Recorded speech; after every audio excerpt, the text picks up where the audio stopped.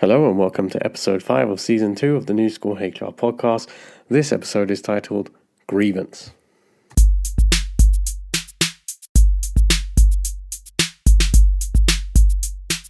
So the grievance, the thing that everyone looks forward to receiving in HR. The one email you get where you think, oh, for fuck's sake. I do anyway. I can't lie, I hate grievances. Anyway, let's jump into it. So, first thing, what is a grievance? So, grievances are concerns, problems, or complaints raised by a member of staff with management, or in most instances, HR. Anybody may at some time have problems or concerns with their working conditions or relationships with colleagues that they wish to raise. That's a very friendly way of putting it, isn't it? I don't think that's representative of what I see. Well, it is, but that's a very nice way of putting it. So, topics that can be raised, and this isn't, the complete list. Terms and conditions of employment. Not had too many of those, to be honest. Health and safety, work relations, bullying and harassment, new working practices or organizational changes, or discrimination. So, that's the kind of list. I'll be honest, I don't really get too many of these. I would say for the most part, what's on the list is what I've seen, but I've never had anything around health and safety, actually. So look, I think the thing is with grievances is to acknowledge that they build up over time. Now, there's going to be instances where something has happened, whether that's a change that has been enforced by the business or HR, whether that's a new manager coming in, team just, dynamics not quite working, employees just not liking someone. There's so many different things. But the one I get the most is about sort of how people are being treated. And I think, that kind of thing is encompassing of a culture within either a business or a part of the business or a team. So I think it's important that if you're a manager or you're partnering a business, that you create an environment where people feel it's acceptable to challenge or to raise a concern or to speak, like open dialogue. That is a real thing that prevents grievances. Now, reality is you're going to meet some people that are just complete pricks. Like there's managers, there's HR people, anything that are just pricks, like power hungry or just, complete wankers. So there's going to be instances that you can't avoid. And there's going to be times where you're going to have to let someone go through that journey of a grievance to understand what is happening. So look, when you get an actual formal grievance, I think the thing to acknowledge is that a grievance can be raised in many different ways. That could be through writing, it could be over the telephone, it could be an email, or it could even be in conversation. And I mean, there is the other extreme, which is you could be doing an investigation or something and actually on the back of something is a grievance. So it's important that you understand that when you hear something that is incorrect, that you acknowledge it and you do something with it. You don't just kind of brush it under the carpet. I mean, if it's verbal, I always kind of check in to say, okay, and what is it you want to discuss? Or, how do you see this panning out? Refer to the grievance policy. So like, I'll be honest, I'm the kind of person that would level with someone, so I'm quite prepared to say, what is it you want out of this? Or if you're going to say something like that, that's quite a big accusation to make. So I think sometimes it is about actually owning the conversation as well, and acknowledging what is being said. Sometimes it is a matter of fact to just say, actually, that's not fucking grievance. I mean, not in those terms, but sometimes it is about actually just going back and saying, what is the problem here? I think there's instances as well where I see many HR people just don't actually support the manager and actually just kind of let the manager go through a process when actually it's not necessary. So I think there's a bit of a, like I said earlier, open dialogue. That's quite important when it comes to grievances. The grievance policy itself, so I always give a copy of it, but I'm mindful that you let that person have that sort of read by themselves. Like I've seen people give the policy and stand over it. I think the person needs to understand what's in there, be available to answer questions. Like there's nothing to hide. A grievance policy is a grievance policy. I think if you're at that point and you don't have that relationship where you can talk to someone, then that's a reflection on yourself. You should be able to have a conversation about an issue. That's what I've always found was sort of an advantage. So when you have a situation like this, if you've got a culture that says there's a set process or set ways of workings or whatever it is, then you would expect that an individual has probably done that. There are individuals who maybe will go through an employee forum representative or a union representative before raising a grievance. So you need to be mindful of these things. I think the other one to point out in terms of when a grievance can be raised is when somebody exits the business. Now, I haven't seen it where I am currently, but where I was previously, we actually used to acknowledge them, and we'd still investigate it.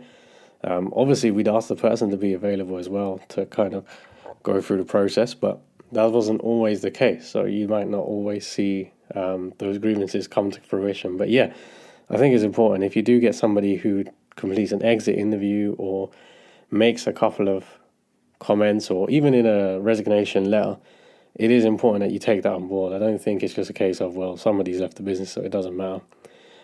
As part of a retention program, if there's anything that you want to identify, exit interviews are a way to find it. And if you've got a high retention problem in a certain department or whatever, it could be a consequence of one individual. So it's always worth acknowledging those grievances. And, grievances, like we said, isn't just about people. It could be the environment. It could be conditions. So it's always worth taking these things back and reviewing with the relevant business person.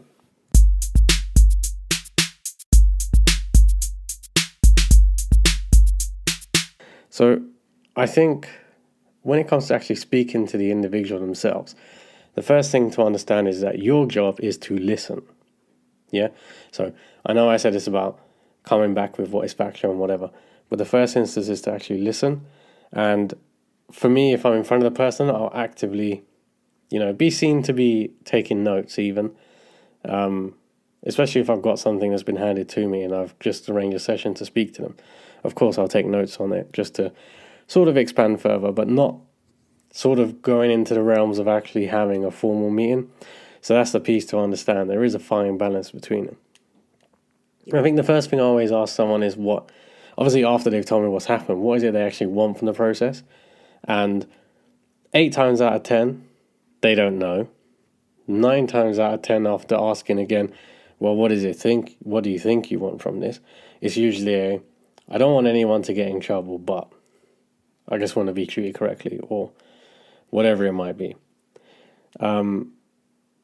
So that's always helpful to know, if they don't want to have somebody disciplined or dismissed or whatever, then surely it's our job to then talk about, well, perhaps the best thing to do is rather than dragging everyone into a process is to actually have a conversation. I always explain what the process will look like, so I'm always transparent to say that there would be a process where they'd have to actually explain their grievance formally and answer questions, and I do explain that in my grievances, if it's about a person anyway, they'll have the opportunity to speak to that person and also listen to what the other person has to say. So I do give them time to think it over. Usually I give them sort of 48 hours or even a week if I have to. I always acknowledge the grievance anyway. And what I explain to them is obviously if they want to withdraw it, then we'll just make something to that effect. It is, I think I've said it previously, it's a reflection on ourselves as managers or HR, whatever, if we end up with grievances. And I think we have to take grievances as what they are, which is somebody trying to explain their version of interpretation or whatever it might be. Or even if they think something's just not fair, like pay or whatever, then, that's the whole point of having two-way communication. This is how you handle things in-house, if you like. And the almost beauty of a grievance is that if you actually speak to the person themselves, and then, I remember when I was in the regional role, maybe I'd follow up with a visit just to sort of get an atmosphere view of what was going on. And you can sense it anyway. You'll know straight away what the sort of issue is. So, yeah, it's always worth taking these things seriously. I think the other thing is, one thing is about what they want against the person or the establishment, but what do they see as a reasonable action as well? So sometimes I get told, it's retraining, or sometimes it's to have a review of a bonus structure or whatever. So, again, it's worth having in your mind what they actually want to achieve. And again, if it's something that you can facilitate with them, why don't we just do it? Again, instead of, taking to me what is a punitive meeting in terms of the actual formal grievance hearing. If it is about individuals or a process or whatever, there is the possibility that you may need to speak to other people. And I think it's worth mentioning at that point that, this is something you might have to do, and that, they will be potentially giving statements and these will be used as well. And I think sometimes that's, actually, I can't say that's what I've seen deter people from putting in grievances, but you do kind of see a few concerned sort of looks. And that's fine, at the end of the day, for them sitting in front of HR or whoever they might be, they're not quite sure what's going to happen anyway. So I wouldn't take it at face value that somebody's lying or something like that. I think it's more about maybe they hadn't considered the whole process in its entirety. But it is important to be transparent. And anyway, your policies will say that, so it's not like you can get away from it. The other thing I would make quite clear at this point is that there would need to be some form of evidence to make it easier, if you like. So it doesn't mean there's always going to be evidence, right? Not necessarily. But if there is anything, then I would ask for that at that point, if they still want to proceed going further. And I think the reason you want to do that is they're going to have to give it anyway. And it gives you the opportunity to actually review something beforehand. And, even if you're not taking it formal, even if you've got the evidence, you can maybe explain to someone that actually this is what it is. I've had instances about like jobs, if you like, not being advertised or whatever, and that's a common one. And it was a case of, well, what is it you have? And when the individual gave me what they believed to be the evidence, it wasn't actually evidence, because it was something completely different. But it did actually give us the opportunity to actually clarify with that individual what had actually happened and why. So again, that individual decided to go the whole way, but it would have, if the person was potentially reasonable, understood what he was being told, then it would have been a totally different scenario. I think the other thing to bear in mind is that a grievance can be raised by a person who's witnessed something, or is not actually directly involved in what it might be. So there is always that to be mindful of. And obviously you may actually get intervention from a union representative. So, yeah.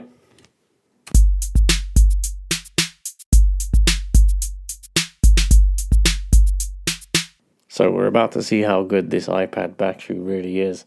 For some reason this weekend, considering that I've recorded 4 episodes since I last charged it, this will be episode 5. For some reason I haven't charged it, and we're at 4% at starting and 3% now. So the ratio would suggest that I've done 3 sections of 9 in 1%. So here goes. If it fails, we're going to have to use the diary app on the computer at the same time as recording, which I'm not quite sure I'm comfortable with. So, the grievance hearing itself. So you have to confirm this in writing. You need to give 48 hours notice, and they do have the right to representation.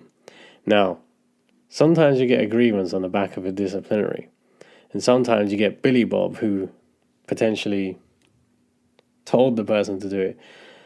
Now, obviously we're allowed to have employees supporting employees, but I just make sure there's no conflict of interest. You just don't know. So try and have a view. If it's against a person individually, or is from someone who potentially is known for, I wouldn't say being a problem, but not the easiest person to work with, then I'll do a bit of background digging on the representative as well, just in case.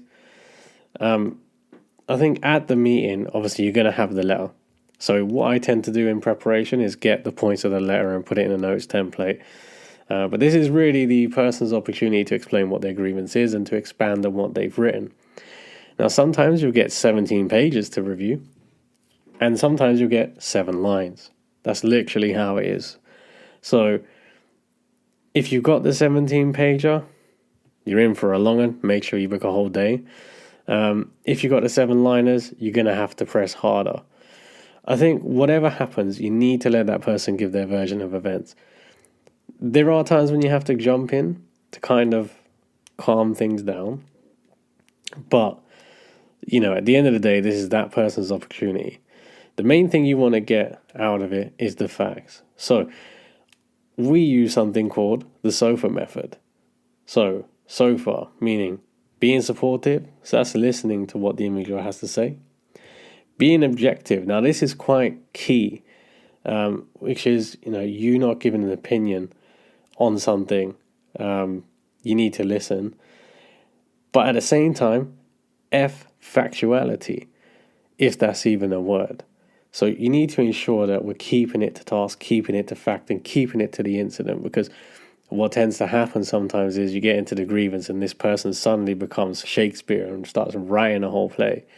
You need to be mindful that, sometimes when employee kind of gets in a situation, they're not quite sure what to expect, so they're quite reserved. But once they get into the flow, these people are literally flying across the Atlantic, And then that brings us to accuracy. So A is accurate. So here you want the time, the date, the who, the what, the when, and the why. Because you want to understand all the different principles behind it. But the other thing I try to do at this point is actually talk about consideration as well, and could talk about consistency. So sometimes, there's always a perception that somebody's being treated differently to someone else, when actually they just haven't got a fucking clue what really goes on. And, there is the whole thing of making people understand that one person's situation is unique to themselves, and it's not necessarily that it has to be the same or shared with everyone else. I always make sure there's a timeline of events as well. So you'll maybe have the opportunity to do this beforehand if you've got evidence and stuff like that. But if not, then I always make sure in that meeting that I have a clear timeline of events. And the other piece is with the who, you want to get full names, yeah? Like, you can't just be like, well, James said. James who? There's like 15 of these motherfuckers running around the place. That's not to say James is a highly popular name and there's thousands of these fuckers around. That's not what I mean to say. Not to say that James is a fucker either. I don't even know who James is, by the way. This is just hypothetical talk. Let's calm down. I think the other thing to do is to make sure that you explain that you're going to have to adjourn. Well, I say adjourn. It depends what it is that you're talking about, I guess. But if you're going to have to adjourn, just making sure that clear timelines and expectations are set. So, I'll give you an example. I had a grievance not so long ago, and I knew that I wasn't going to be around for like 2 weeks, and, time scale wise, it's going to be hard to get all the people involved. So, I had to manage the expectation to say, look, we're going to try and come back to you as soon as possible. But reality is, we're not going to get this done if you want us to do a thorough investigation, unless we take sort of 2 to 3 weeks. So I think setting that expectation, but then also if it, overruns, then you need to make sure that that person is kept up to date and not just kind of left wondering what the fuck is happening and they're taking the piss.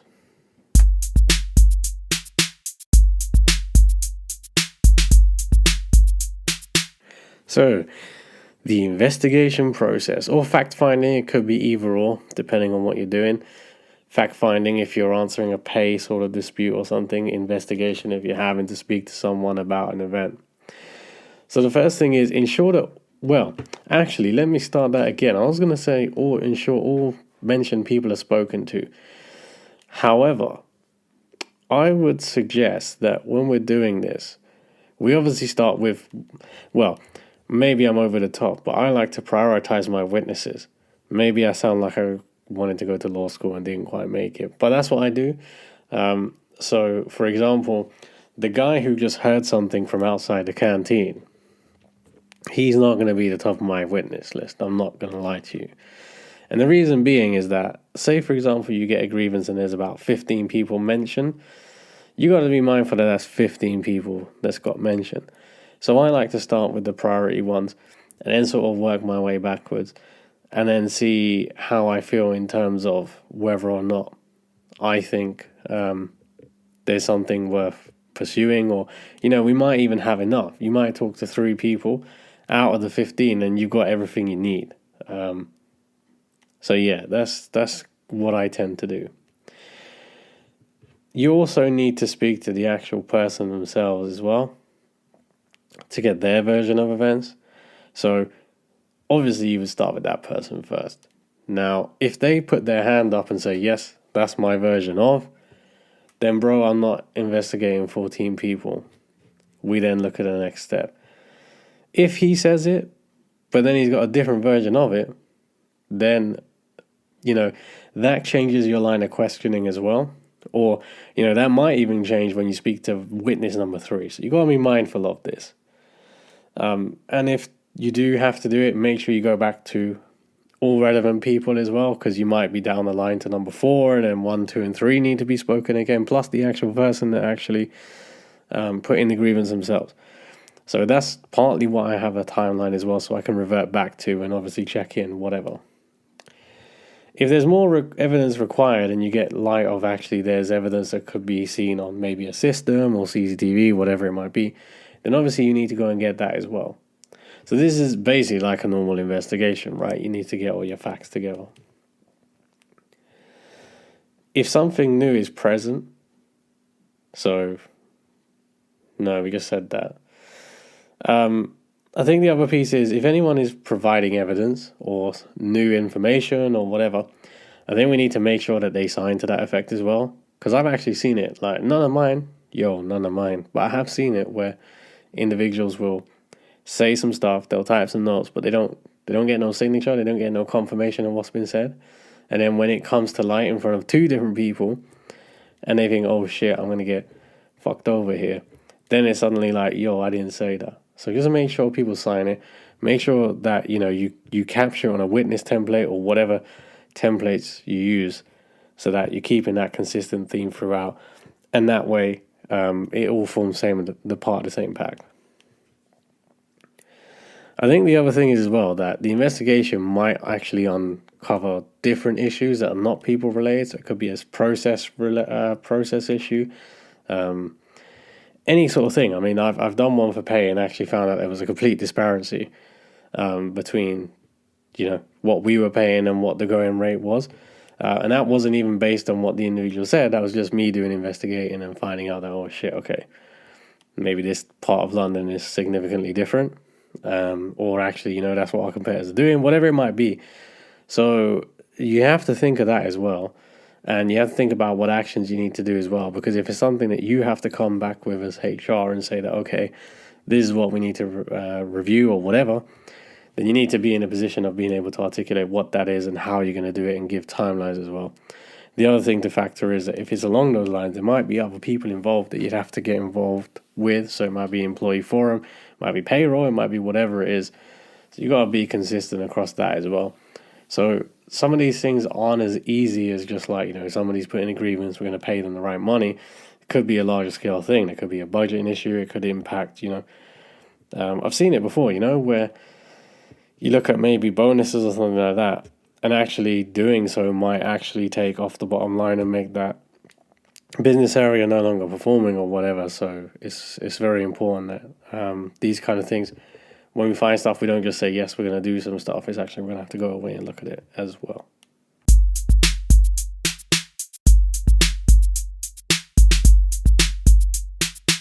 So the next thing, providing the outcome. Now, I don't know, man. Maybe I'm different, but, I'm not about giving the outcome in writing or on a phone call. You can do it. See it done by email too. But I think, for me, that person took the time to put this thing in writing. They took the time to make us understand their point. So for me, I'd like to actually give them the outcome in person. And that's purely from a place of respect. For me, I want to be able to explain the rationale behind it. As I always say, keeping it to a minimum, so it represents the same thing that you put in the letter. But I just think sometimes that person needs to understand and actually have the opportunity to ask questions. At the end of the day, a grievance has the right of appeal as well. And I've covered appeals somewhere in this process. But if we're going to give a grievance outcome and that person doesn't understand it and then they appeal it, I mean, I've got my own gripes about people appealing stuff anyway, and that's why I prefer to give the response myself. But it's about the person being able to have the opportunity to ask questions, being able to challenge what you said. They might even have new evidence or something. So that's why I prefer to actually do it in person.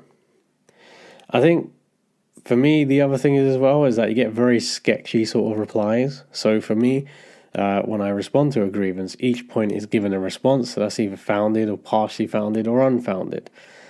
Now, the reason being is that's quite clear then, isn't it? Like, we agree or we disagree. Simple as that. Now, I said number 2, partially founded. So for me, that's when I say, I hear a little bit of what you're saying. That's not 100% what fucking happened though, is it? And that's a nice way of saying it. So that's what I use that for. And I have, sometimes been challenged about it. But look, at the end of the day, if they're going to appeal, they're going to appeal, right? And I think the partially founded allows me to, like I say, just give them the benefit of doubt, but also explain that it's not exactly what they say it is. There might be a difference. So the outcome letter should reflect what you said. And that's why, to be honest with you, I do the letters ahead of the meeting and then it's all put into a template. That's just me, because I prefer the consistency piece. Now, you might get taken off piece by your questions or your challenge from the individual, but at least you got a rough idea of what you come to say. And generally, if you got it written down, the Mr. Manager is able to portray that message a lot more easier.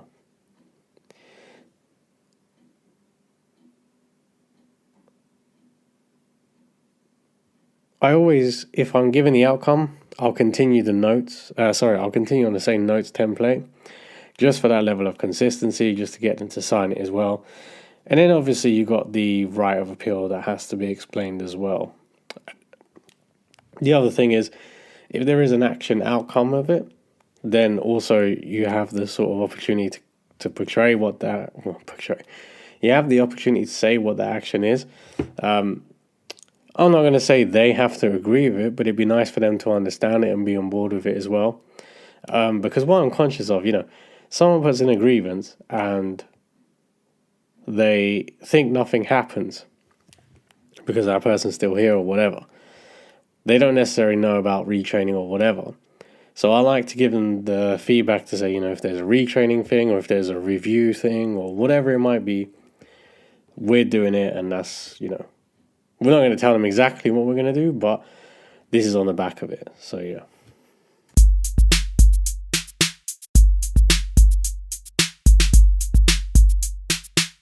So in terms of resolution, whether that's avoiding a formal meeting or after a formal meeting, my favorite is mediation. And I'll be honest, I think except for the additional training for someone, most of mine end in mediation. I'm trying to think, have I taken disciplinary? No, I don't think I've taken disciplinary action on the back of a grievance. I've not really had some of the juicy ones, if you like, when it comes to grievances. I'll be honest, the grievances I have is usually someone just needs to shut the fuck up and man up, or someone needs to actually go and tell someone what they actually think, or the person just genuinely was a fucking idiot and didn't know what they were doing. That's unfortunately for me the most common ones I come across. So I prefer the mediation route, and I prefer giving the person the opportunity to have the conversation and letting that person know how they feel.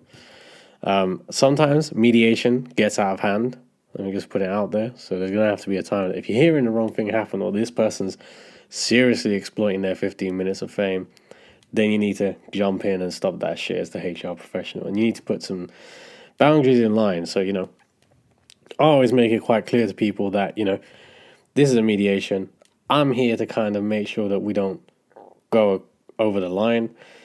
One of the other things to note is that, people get emotional, sometimes if somebody's got a grievance against their manager or whatever, and they've, in their eyes, they've finally got the opportunity in a safety net to say what they want to say. And sometimes if the manager's a complete fucking prick, you're going to have to allow that to happen. Some of the managers I've worked with probably needed that sort of, not reality check, but they needed to understand how they made people feel. So I kind of let it flow to a certain degree, but then when it gets too far, if you have to shoot that motherfucker down, shoot that motherfucker down. Because, we're not here this ain't Oprah Winfrey, you know what I mean? We're here to just sort the issue out. And I think that's the key thing as well. When it comes to mediation, it's about the person outlining their issues. Like, it's not about dragging new things in or whatever. It's not about really, interrogating someone to the point of, I don't like the way you walk towards me. Although that can be an issue, I guess. But you get what I mean. Keeping it to what has been said, what has been quoted, and making sure that is what's factored in. The other thing is, I always ensure that people understand that the point of a formal mediation is to set and agree a way to move forward, and then both people are kept to it. And as part of that means that if I put in a complaint against someone, there's a possibility that they got some shit to say to me too, and I'm going to have to listen to that too. Because sometimes, as I say, when we go through the investigation process, we find out that, Snow White has been mean to the seven dwarfs, but that just doesn't sound right. Sometimes the person who is the victim is actually not the victim, or their interpretations of events is completely different. And sometimes it is about, I say to them, mediation is about both parties, not just one. So that can be difficult for the person that's putting the grievance. I remember there was one I was dealing with, and this guy had all these long list of allegations against his manager, and he was like an assistant manager.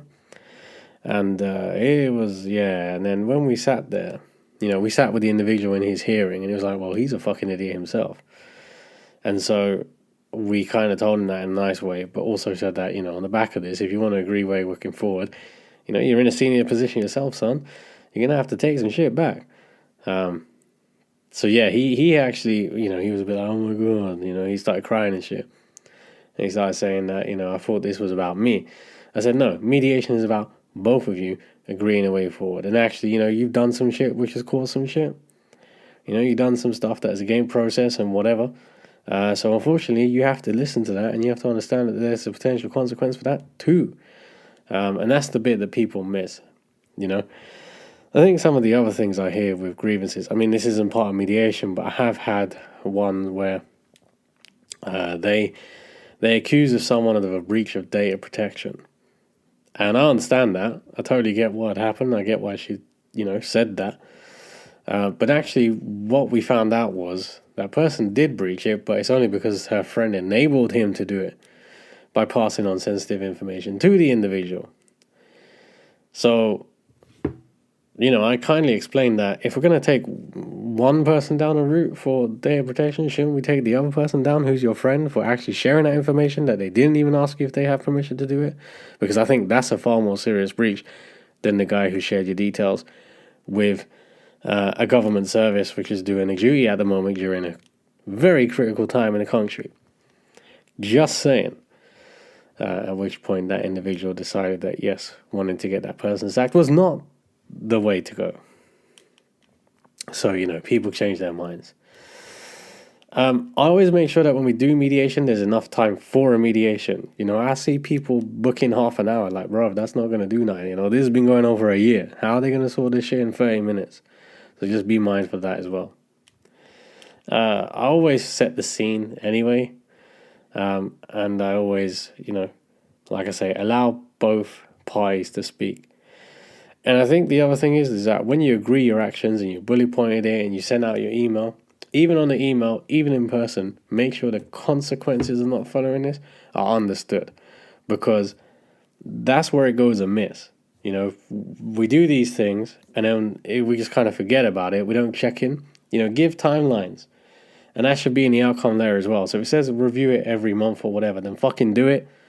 As HR professionals, don't say some shit. That's bad press for us as well, Because I've seen that. I've taken on different areas and stuff, or whatever it might be, and they've been like, oh, well, HR said they were going to come in every 2 months, and it never came. And that happened in 2016, and now it's 2019, and I don't know what to do. Firstly, don't commit to some shit you can't do anyway. Let's be clear on that. But then, if you're going to say some shit, do it.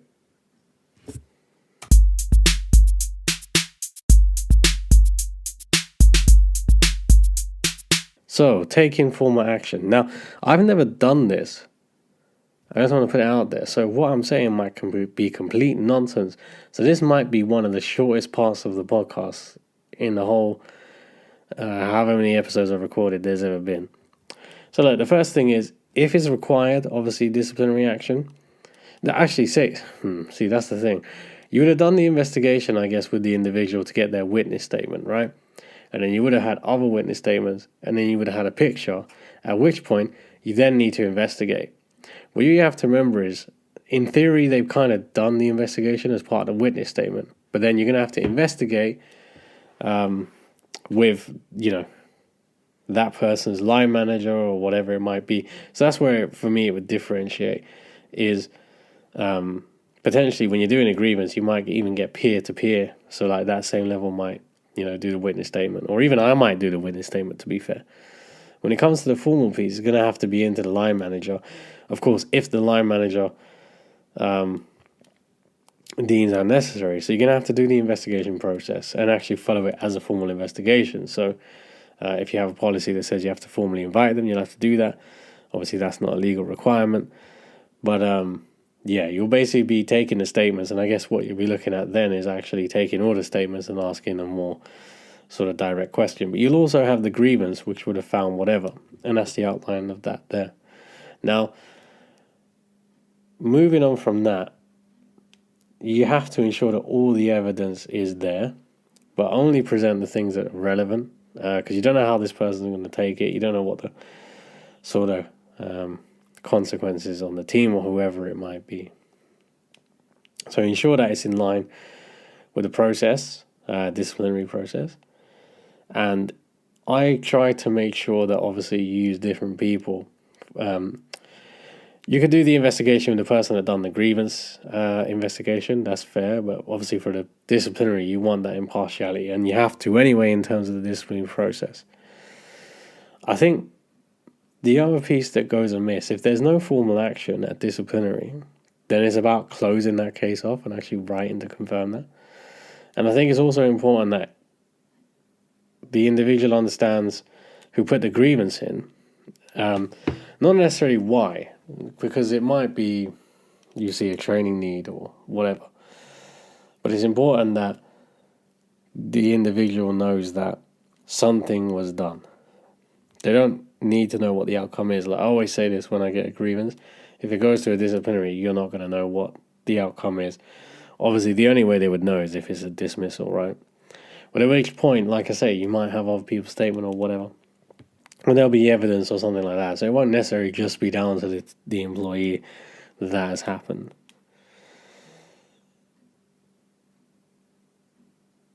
The other thing to note is, if the grievance was raised maliciously, what do you do? So you go for an investigation, go for a disciplinary, and it's all gone formal because nobody wanted to do mediation or whatever. And you find out that actually it's a complete load of nonsense. And actually this person has done this to purely try and remove the manager or whatever it might be. Then you're going to have to take some form of action against the individual. So actually that would then trigger an investigation / disciplinary process for the person who put in the grievance. Now, again, you're going to have all your statement stuff and all that from the actual investigation anyway.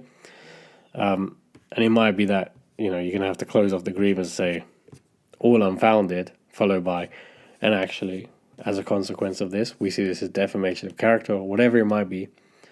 And then you have to go through a formal route for that. Now, I've never done that on the back of a grievance, but I have done it on the back of sort of flippant comments or feedback or whatever. And that can be a real shock for the individual who's tried to get the manager kicked out. So, yeah. And the other thing to know with that is that you need to be mindful that you don't deter people from putting in grievances.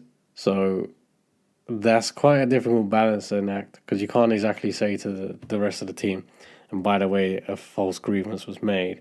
But you need to make it clear that, the investigation process and all that has taken place if you're ever challenged about it, because people in a location will see these things happen and think, oh, well, that's fixed or that's written off or whatever.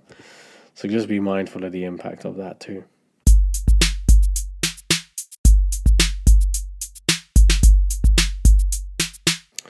So I just looked, and we have hit 40 minutes for this podcast, and I run disciplinary workshops, and on the back of that is usually a very small segment of grievance, which probably takes no longer than about, I'm allowed to be honest, 25 minutes. So I'm quite surprised we got this far. I wasn't quite sure how long this one was going to be. Anyway, the battery's on 1%.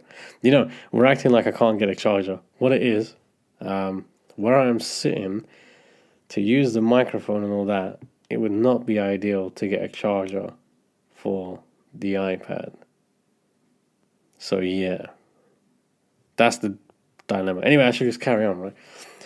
So, education. So as a result, there may be a training piece. Now, this may be one-to-one, or this may be for a group in a community. So I did have a situation which wasn't actually raised as a grievance, but we decided to treat it as a grievance, and we investigated. And anyway, we found that actually, I'm saying I haven't dismissed someone. Yeah, I have. We did that one. But anyway, so yeah, we did the investigation. We did the disciplinary. It was all on the back of the grievance. So that is, everything I said is accurate. I don't know why I didn't think of that one. But anyway, so as a consequence of that, that person was removed. But what we realized was that senior level needed to be educated about that specific topic. So we rolled out training in regional manager meetings. So all the managers got the same training. Now, that's not to say that everyone in the room or the region would have done the same behavior that was demonstrated at time. But the reason we did it was because we understood that there was a risk that they could do it. And actually, it was part of the commitment to the individual who raised the initial concern as well, that actually we would do something. Because we took what had happened very seriously. Obviously, someone lost their job. So, some of the training may include behavioral training, management training, because sometimes, they just need to know, process training, policy training. So, the other thing is that communication may be required on the back of an incident. So, we have to think about how we're going to word this to a point where we don't highlight the person in, big highlighted green highlighter pen. So that's quite a difficult balancing act, I guess. I'll be honest, the one that we did just kind of said, we've had a recent incident. On the back of this, we feel that this is the right thing to do. The person has agreed that this is the right thing to do. And this is to raise awareness around a specific topic. And that's just how we did it. I mean, I don't think it went company-wide, to be fair. It was just, I know that I did it in the region that I had. And again, to be honest, I could have just kept it area, so we had area then region. I could have probably just kept it area-wide or even role-specific, but we just felt it was the right thing to do. And there was a couple of other topics within the same workshop that we just felt was completely relevant for our managers, not just in terms of the incident itself, but just other things, and it was just an opportunity. Ensure that when this action is taking place, I mean, you're not going to give specifics of the actual sort of confidentiality bit, but it is about making sure that people understand that, there has been an issue and actually this is why we're doing it. And I think, again, it's about making sure that you follow up, checking in on the, action and making sure that there's no repeats of instances or anything like that happening again.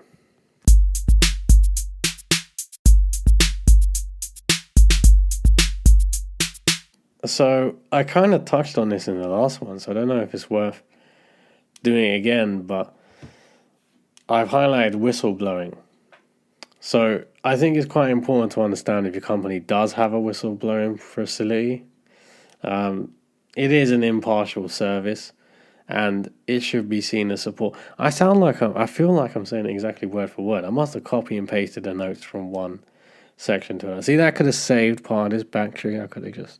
But anyway, so the thing here is that this is to help you understand your business or your people or whatever it is that you get through better.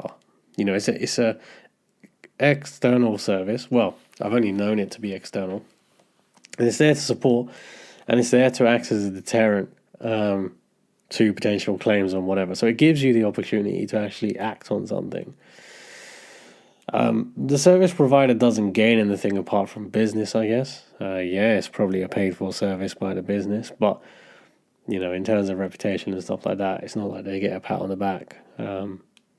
So it's worth using it. Their job is to actually try and de-escalate the situation and actually give the business the opportunity to actually handle their own affairs internally, if you like. I think when you get this, it's not, if you don't get names, because I don't know of any that give you names, to be fair. The instances I've heard of, I've never actually had to respond to one, not in my areas anyway. But the ones that I've heard about, they don't give you names. So you might have an opinion on who you think it is, but don't go chasing the fucker down, man. Let them be. That's the whole point of them using a confidential service, right? Is to avoid being found. And, like I said, is seen as an aid, yeah? You'd rather something be able to be handled internally rather than it going to a tribunal. I think the other thing is that, this is outside of whistleblowing, this is just in general.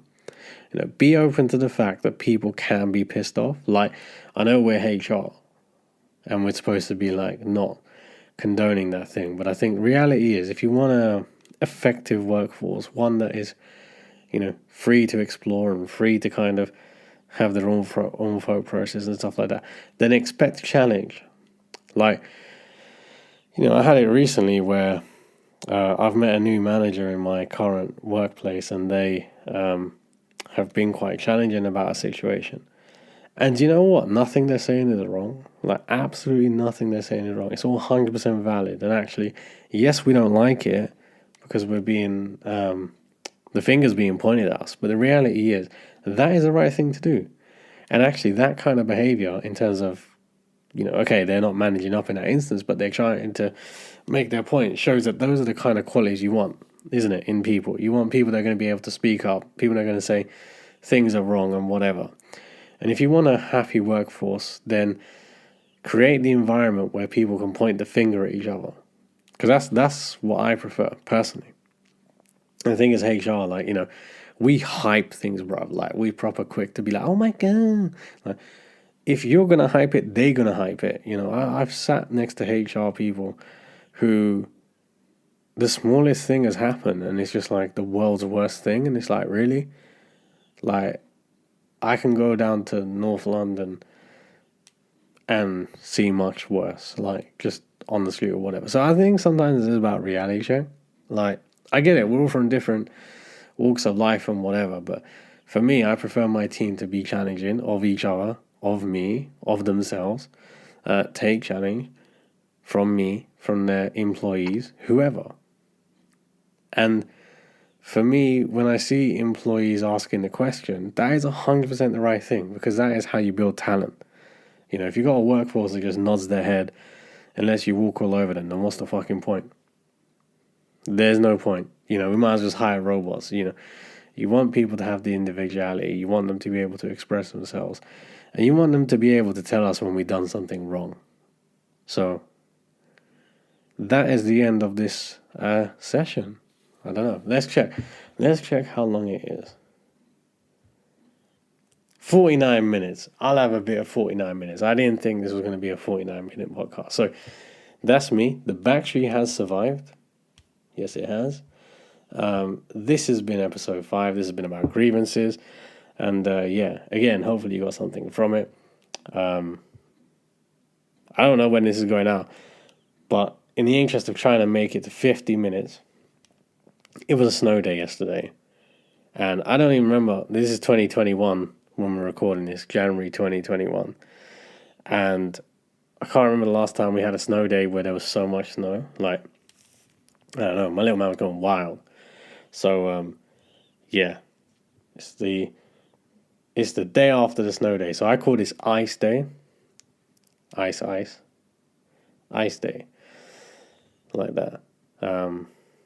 So yeah.